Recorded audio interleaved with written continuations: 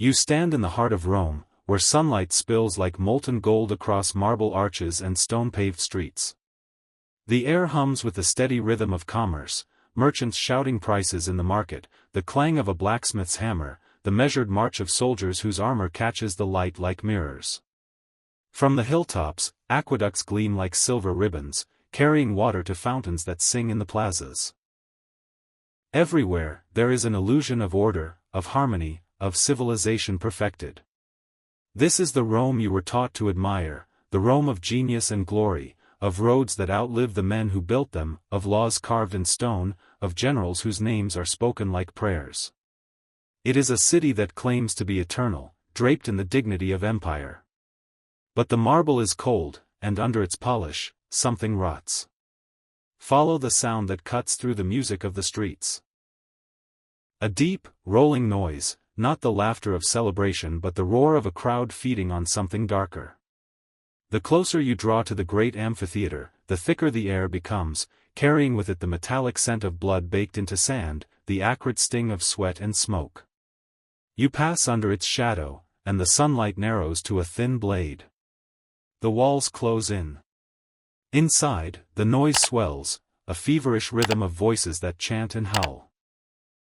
You step into the arena's edge and see not the shining clash of gladiators, not the honor of battle, but a spectacle designed to strip away every shred of human dignity.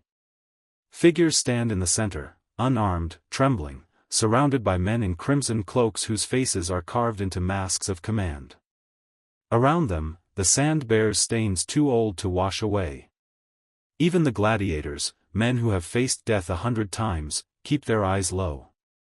Their hands are fists. Their shoulders are taut. They know what is about to happen, and it is something they will not watch. You do not know yet. Not fully. But the weight in your chest tells you it is not a fight you are about to witness, it is a ritual. A lesson written in pain. The Rome you admired is about to show you its other face. A face not of marble and reason, but of iron and cruelty. Here, the human body is an instrument to be broken, the human mind a fortress to be dismantled. Every act in this place is a warning, every drop of blood a message to those who might think to resist. And somewhere ahead, hidden in the shadows of this empire's pride, waits the most sadistic of all these punishments, a cruelty so feared that even the fiercest warriors of Rome, the gladiators who bled for the crowd, whispered about it in dread. You have not yet seen it. But you will. It begins with silence. Not the silence of peace, but the brittle, suffocating stillness of men waiting for their fate to be decided. You stand among them, the air thick with the smell of leather straps, oiled armor, and the faint iron tang of old blood. These are soldiers, men who have faced swords, arrows, and the deafening thunder of war, yet now, they look at one another with eyes that flinch and hands that twitch.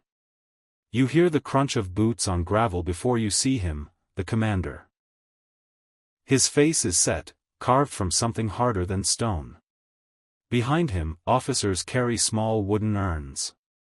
Inside, you know, are the lots. The tokens that will decide who among the living will not see another sunrise. This is decimation, Rome's cruelest answer to cowardice, insubordination, or collective failure. 1 in every 10 men will die. Not by the enemy's blade, but by the hands of the comrades they have fought beside, bled beside, perhaps even saved in battle. The rules are cold and absolute. The legion is assembled, 480 men or more, standing in rigid lines. The names are not called, fate is left to the draw. One by one, tokens are pulled from the urn. Most are blank. A few bear the mark of death. Each man who draws that mark steps forward, pale and rigid, knowing that within moments, those standing beside him will be his executioners. The killing is not swift. The condemned are surrounded by their brothers in arms and beaten or stoned until life leaves them. The blows are heavy, deliberate, unhurried, a performance of power meant to carve obedience into the marrow of every survivor. You feel the weight of the stones in your hands, heavier than any sword you've ever carried, because they are not meant for the enemy, they are meant for a friend. When it is over, the dead are left where they fell. There will be no burial rites, no final honors. In Rome, to leave a man unburied is to condemn his soul to wander eternally. The survivors are fed barley instead of wheat, a soldier's ultimate humiliation, marking them as lesser, unworthy, shamed for as long as they serve. The punishment reaches deeper than death. From this day forward, you will look into the eyes of the men around you and wonder, would they have killed you? Would you have killed them? In the camp, conversations falter, laughter dies quickly, and trust. The lifeblood of any army rots into suspicion. You do not stand shoulder to shoulder anymore. You stand apart, even in formation. Decimation is more than execution. It is a calculated infection of fear, a poison designed to linger. Ancient historians like Polybius recorded that survivors of such punishments never truly returned to their former selves. The stigma followed them even after their service ended. They were men who had been spared by chance, not by merit, and that knowledge hollowed them from the inside.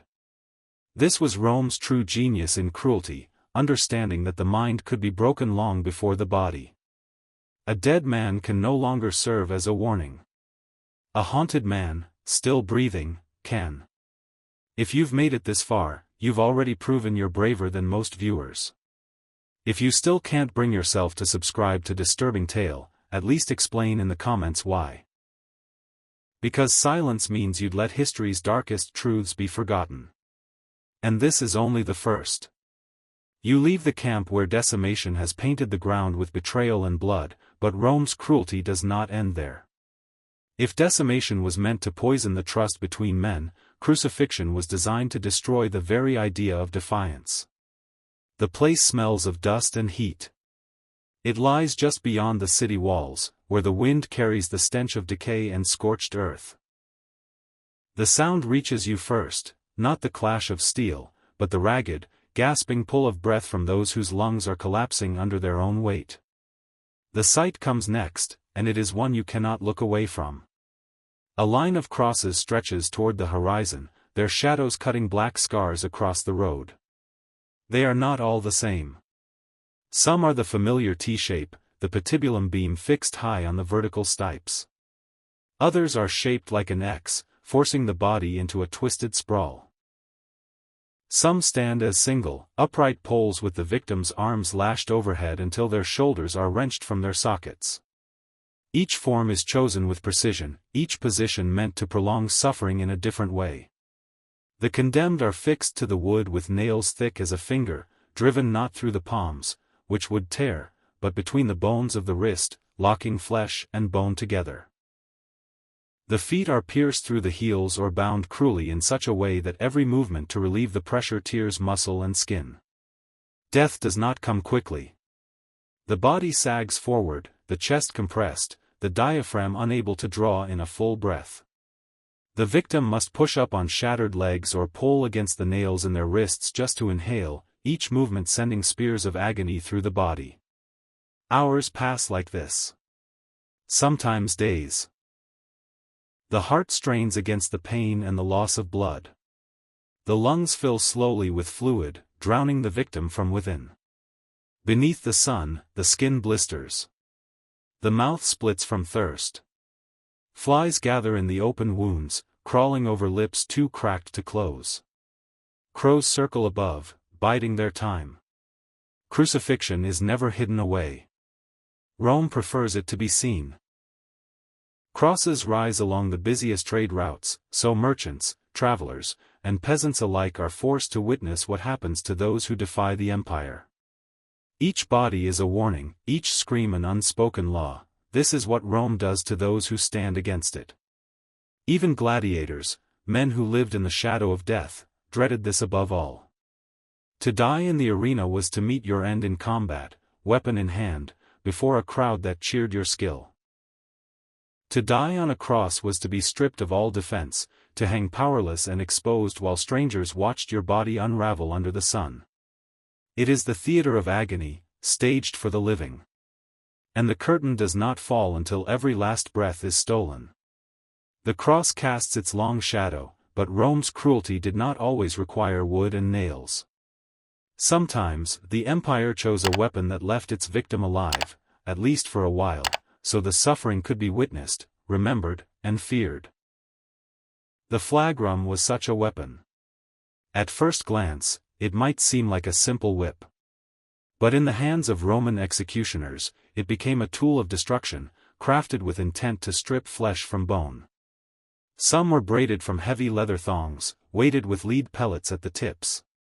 Each strike drove the metal deep into the skin, smashing muscle and blood vessels before tearing away. Others carried sharper cruelty. Small fragments of bone or iron hooks woven into the cords, each lash ripping flesh open like paper, leaving the back studded with ragged wounds that oozed and gaped. A single blow could draw blood, a dozen could expose bone. The victim was bound to a post or forced over a low pillar, the back stretched tight to receive every strike. There was no rhythm to the beating, no mercy in its pacing, only the steady, brutal intention to turn a human body into something unrecognizable. Blood sprayed, muscles spasmed, the air filled with the smell of sweat, copper, and torn skin. But the damage was not only physical. Rome made certain these punishments were not hidden.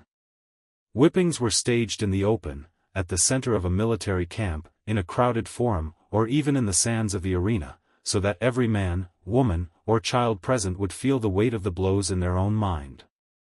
Soldiers were made to watch their comrades' skin split and peel, knowing they could be next.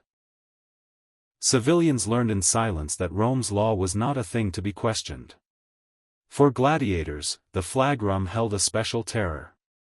A warrior who had dishonored the games, by refusing to fight, defying orders, or showing cowardice, might be stripped of his weapons and beaten with the whip before the crowd, his body displayed in shame before his execution.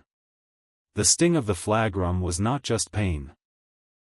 It was humiliation, a public stripping of manhood in front of the same people who once cheered his victories. The flagrum left its mark not just on flesh, but on memory. The scars it made were deep, twisting reminders that in Rome, pain was a language, and those who understood it obeyed without question. You're hearing about punishments so cruel they made Rome's fiercest warriors break down. If that's not worth a subscribe to disturbing tale, I want you to put your reason in the comments. Because choosing not to means choosing silence over truth. There are deaths that strike quickly, and there are those that arrive slowly, wrapping themselves around a person like a tightening noose. But in Rome, there was a punishment that smothered not only the body, but the soul itself. Burial alive. In Roman culture, the earth was more than soil, it was sacred. To be laid within it was a passage into the afterlife, an act bound by rites, prayers, and ceremony. To deny someone this was already a mark of dishonor. But to trap them beneath it while still breathing was to curse them twice over, once in life, and once in death. The condemned were often led to a prepared pit, sometimes dug deep enough that the walls rose above the head like a stone-lined coffin. The crowd gathered, not in hushed solemnity, but in the fevered anticipation that came when cruelty was made public. Vestal virgins who broke their vows, traitors, and those accused of crimes against the gods were the usual victims. Their crimes were spoken aloud, not to offer them a defense, but to brand them before all as unworthy of mercy. At times, the executioners would leave a cruel gift, a small oil lamp, its flame barely enough to pierce the darkness, and a morsel of bread or a cup of water. These were not acts of pity, but weapons of the mind. For as long as the lamp burned, the victim could see the shrinking space around them, could watch the walls press closer as handful after handful of earth rained down. The food and water served no purpose but to stretch the hours into days, forcing them to live longer with the dread. The first soil often came from the hands of the crowd. Children, elders, strangers, they took part, each throwing their measure of dirt onto the living. Every thud carried the weight of the mob's judgment. As the earth rose to the knees, to the chest, to the throat, the victim's breathing grew shallow, the air thick and heavy. The darkness pressed in until it was absolute. For the onlookers, the lesson was clear: in Rome, there was no crime so high, no station so noble, that it could not be buried in disgrace. For the victim, it was an execution that worked its way into every instinct, fear of confinement, of suffocation, of the slow, inevitable end. The gates of the amphitheater rise before you, their iron bars slick with the scent of blood and fear. Inside, the sand glows under the midday sun, already darkened in patches where others have fallen. This is not the measured clash of gladiators you are about to witness. There will be no honor here, no rules, no weapons, only the raw, ungoverned violence of the natural world turned into a spectacle. Damnatio ad bestias, the condemnation to the beasts, was as much an industry as it was a punishment. The animals were not pulled from the wild and thrown into the arena unprepared. They were trained, conditioned, and starved in carefully calculated cycles so that their first sight of a human meant only one thing: prey.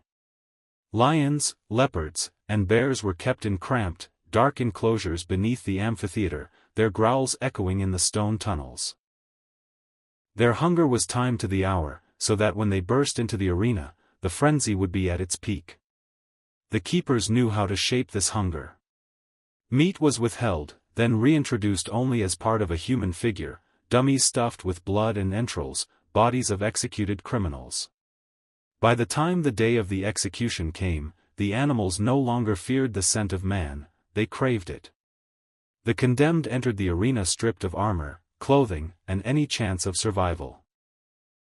There were no wooden swords, no shields, no pretense of sport. They might be chained to posts, huddled in groups, or left to run across the open sand with the gates behind them locked tight. The first roar shook the ground. The second came closer. And then the shadows emerged from the tunnels, golden eyes, twitching whiskers, claws raking the dust. The crowd roared louder than the beasts. This was not just an execution, it was a performance, timed to stir the blood of tens of thousands. Politicians used it to pacify unrest after unpopular decrees, to distract from shortages, to remind the people that Rome's power could dominate even nature itself. The message was carved into every scream: the empire decides who lives and who dies, and the decision will be made in front of you.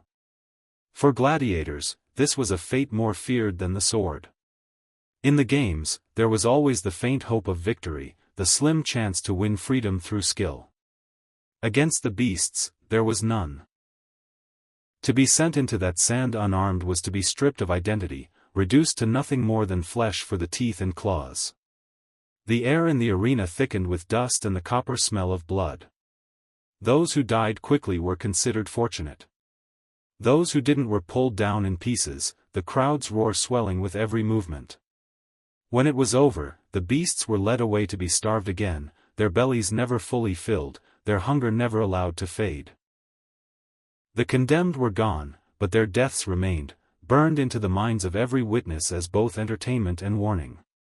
You've just imagined what it's like to face a starving lion with nothing to defend yourself.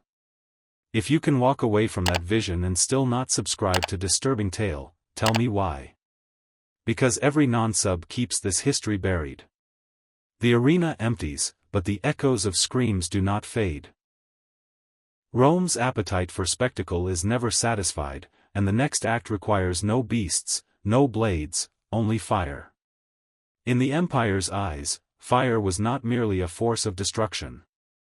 It was a tool of judgment, a purifier, a divine element capable of cleansing the world of those deemed unworthy. To die in flames was not just a sentence of death, it was a declaration that your existence itself was a stain to be erased. The execution ground is prepared with meticulous care. A wooden stake rises from the center, its base surrounded by bundles of dry reeds and oil-soaked timber. The condemned is led forward, stripped of dignity and bound so that their body cannot slump or turn away from the heat. The ropes are tight, too tight to allow quick collapse, because a swift death would rob the crowd of the show they came to see. The first wave of agony is not the flame itself, but the smoke. It rises thick and black as the kindling catches, curling into the victim's lungs and searing the throat with every breath. The body fights instinctively, trying to cough, to gasp for cleaner air, but there is none. Panic blooms before the fire even touches the skin. When the flames reach the flesh, they do not consume it all at once. They lick and bite, stripping away the outer layers, searing nerves, locking muscles in place. Each moment stretches into an eternity as the body tries to shrink from the heat, only to find there is nowhere to go. The air fills with the sickening blend of burning wood and human flesh, a smell that clings to the hair and clothes of everyone present, a reminder that the spectacle they cheer is also a reality they carry away with them. The crowd watches with fascination, as they have been taught to. In the Roman mind, to witness such an execution was to take part in the purification itself, to stand alongside the gods in judgment. For the rulers, it was a tool of conditioning, making the people not only accustomed to cruelty, but complicit in it. Some victims screamed until the smoke silenced them. Others clenched their jaws and stared into the crowd with a defiance that outlived the body. But in the end, the flames left nothing but blackened remains, collapsing into ash at the base of the stake. In the quiet afterward, the smell lingered, heavy and inescapable, seeping into the streets beyond the execution ground. For those who lived in Rome's shadow, it was more than just the memory of death, it was a warning carried on the wind. Some executions were built for the roar of the crowd, for the theater of cruelty played out under the open sky. But Rome also had punishments meant to vanish into the shadows, death so slow, so silent, that the world outside would never hear a scream. Starvation and thirst were the empire's invisible executioners. They required no spectacle, no public square, no blade or fire. Only time, darkness, and the unrelenting will of those who wanted a person erased.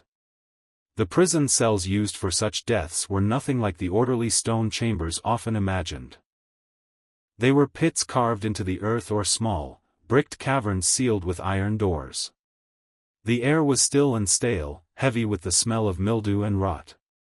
The walls were always damp, and the floor was slick with water that never seemed to dry. There was no sunlight, not a crack, not a flicker. The only sounds were the slow drip of water from the ceiling and the shifting of rats in the dark. The first day was confusion. The prisoner would pound on the door, call for water, demand to know the length of their sentence. But the guards didn't answer, or if they did, it was only to slide the door shut again without a word. Soon the body began to tighten with thirst, the tongue swelling until speech itself became painful. Hunger followed, first a gnawing, restless ache, then a weakness that seemed to sink into the bones. Days blurred. The darkness became absolute, the silence oppressive. Some prisoners, desperate to hear a human voice, began to imagine them, soft whispers curling through the black, phantom conversations that turned to laughter, to screams, to the names of people long dead. The mind, deprived of light and sound, began to turn inward, folding in on itself until reality frayed. It was not unusual for prisoners to be found still breathing but utterly lost, eyes open yet unseeing, lips moving in silent conversation with voices no one else could hear. By the time the end came, it was as if the body had been emptied of its occupant long before death. Rome chose this method for those it wanted forgotten, enemies too dangerous to execute in public, political liabilities whose deaths could not risk becoming a rallying cry. It was a punishment that left no blood on the streets, no ashes in the wind. Only a body to be carried away, and a name to be struck from memory. If you've stayed with Disturbing Tale this long, you're part of the few who can handle the truth. If you're still holding back from subscribing, I challenge you to write in the comments why, because your silence says you'd rather these horrors fade from memory. Some punishments were meant to stretch suffering across hours, even days, but others struck in an instant, swift, final, and yet no less heavy with meaning. Beheading was one such sentence. It lacked the drawn-out spectacle of crucifixion or the lingering torment of starvation, yet in the eyes of Rome, it carried its own brand of terror.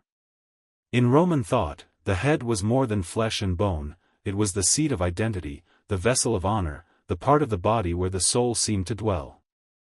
To lose it was to be stripped of self entirely, severed not only from life but from dignity. Even a nobleman, if condemned to the axe or sword, felt the blow not just in the neck, but in his legacy. The execution itself was stark. The condemned was brought to the block or the kneeling ground, sometimes bound, sometimes allowed to hold themselves upright in one last act of defiance. The weapon varied, a heavy axe capable of ending life in a single swing, or the swift cut of a sword trained to find the narrow space between vertebrae. One moment of steel in motion, and it was done. But in Rome, the death did not end with the fall of the body. Heads were taken, cleaned of blood, and displayed as warnings. After uprisings, they were mounted on spikes at the gates of the city, staring down at every traveler who entered. The message was wordless but absolute: this is the fate of those who defy the empire. Mass beheadings were the grim punctuation marks of Rome's military campaigns. After a revolt was crushed, hundreds could be executed in a single day, the work done with brutal efficiency. Soldiers wielded their blades not in battle, but in cold, methodical slaughter, reducing enemies to rows of bodies and piles of heads. By nightfall, the gates groaned under the weight of the trophies. For those who saw them, the sight was more than gruesome, it was haunting. To walk beneath the fixed gaze of the dead was to be reminded that even the strong, even the leaders, could be silenced in an instant. And in Rome, silence was not merely the absence of speech, it was the proof that resistance had failed. Some deaths came all at once, like the fall of a blade. Others were measured out in increments, each one a deliberate theft of the body's wholeness. Among Rome's most feared punishments was one borrowed from older Mediterranean customs and reshaped with Roman precision: dissection torture, the art of killing a person in pieces. It did not begin with a single blow, but with restraint. The victim was bound so completely that movement became impossible, arms spread, legs fixed, head locked in place. Before the first cut, the crowd or chosen witnesses were gathered. This was not simply an execution. It was a lesson meant to leave an imprint on every mind present. The blade came next. Not the broad sweep of a sword, but a smaller, sharper instrument, a knife, an axe, a saw. The first cut might take a hand, a foot, or the outer flesh of the limbs. Rome's executioners knew the body well. They knew how to avoid arteries at first, how to keep a person alive while removing parts of them. When blood loss threatened unconsciousness, the wound could be cauterized, seared shut with heated iron. The smell was thick, choking, a mix of burning flesh and the acrid tang of smoke. Pain exploded through the body again as sensation returned, keeping the victim aware enough to endure the next cut. The process repeated: remove, burn, wait, begin again. This was reserved for the worst of enemies, traitors whose betrayal needed to echo beyond their own death. Each limb taken was not just a wound but a symbol, a warning to anyone who might consider the same path. By the end, the body was a ruin, but the message was whole. Those who watched carried the image away with them, a memory that would surface in the dark hours of the night. Rome did not need to repeat such a spectacle often. Once was enough for the story to spread, each retelling sharpening its horror until it became a weapon in itself. If you've made it here, you've heard things most people can't stomach. If you still won't subscribe to Disturbing Tale, then go to the comments and tell me why. Because leaving quietly means letting cruelty win. Beneath the streets of Rome, where light never reached and the air hung heavy with the scent of mold and stagnant water, there were cells where the empire's cruelty took on a more grotesque form. These were not places for public punishment, nor for the grand theater of executions. Here, the torment was intimate, personal, delivered in darkness, where only the victim and their captors bore witness.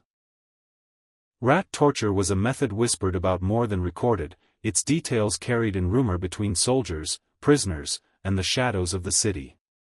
Evidence from Rome's own prisons, and from other ancient cultures whose practices Rome absorbed, suggests that vermin were turned into instruments of calculated agony.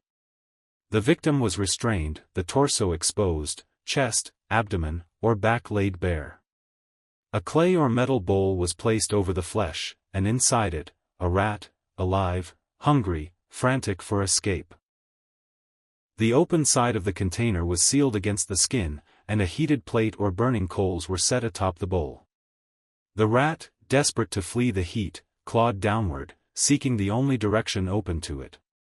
Its claws raked the skin at first, leaving thin, stinging lines. But as the heat grew unbearable, the animal's panic became savage. Teeth joined claws, breaking the surface, tearing into muscle, burrowing toward the warmth of the body's core. The victim felt everything. Each scrape, each bite was a distinct spark of agony, magnified by the knowledge of what was happening. There was no shock to blunt the pain, only the slow, unbearable realization that a living creature was carving its way inside them. Some victims screamed until their voices failed. Others tried to thrash, to shake the bowl loose, but the bindings held. The heat above never relented, and the rat's work never slowed until the body beneath it became too still to resist. Such a method was not for the common criminal. This was a punishment, or interrogation, for those whose value lay in the secrets they held. Spies, captured generals, or traitors whose knowledge could not be wrested by conventional means might find themselves facing the vermin's path. The pain was sharp enough to loosen tongues, and the fear of it, once described to a prisoner, was sometimes enough to make them speak before the first bite. It was a cruelty without spectacle, yet it lingered in the mind long after the act was over. No crowd saw it. No public square bore its stain. But in the darkness of Rome's hidden chambers, the screams of those who endured it became part of the city's unseen history, one more proof that the empire's reach extended not only into the lands it conquered, but into the most private corners of human terror. When you step back from each of these punishments, from the cross to the beasts, from the whip to the rat, a single truth becomes impossible to ignore: Rome did not rule by stone and steel alone. It ruled by fear. Every act of cruelty was a message, each execution a performance in the theater of domination. The empire understood that the body could be broken in 1,000 ways, but the mind, once shattered, was the true prize. A man who feared his own commander more than the enemy would never turn his back on the line. A people who flinched at the memory of the stake, the pit, or the arena would think twice before raising their voices. This was the hidden architecture of Rome, not just roads and aqueducts, but a network of terror stretching from the city gates to the farthest province. The cruelty was deliberate, calculated, and, to those who commanded it, entirely justified. To them, it was the price of order. But what is civilization without humanity? It is nothing more than barbarism in better clothes, power dressed in marble, cruelty masked by law. Rome taught the world many things, but it also showed how easily justice can become theater, and how quickly theater can become a weapon. There were those who resisted. Rebels who faced the cross with unflinching eyes, martyrs who walked into the flames with their faith intact, prisoners who met the beasts and refused to scream. But for every one of them, there were thousands who bent under the weight of the empire's shadow, their silence ensuring that the machine of fear kept turning. The lesson is not buried in the past. Cruelty becomes normal when it is accepted. It grows strong when it is ignored. And when it wears the mask of order, it can walk unchallenged for generations. The next story will make this one look merciful.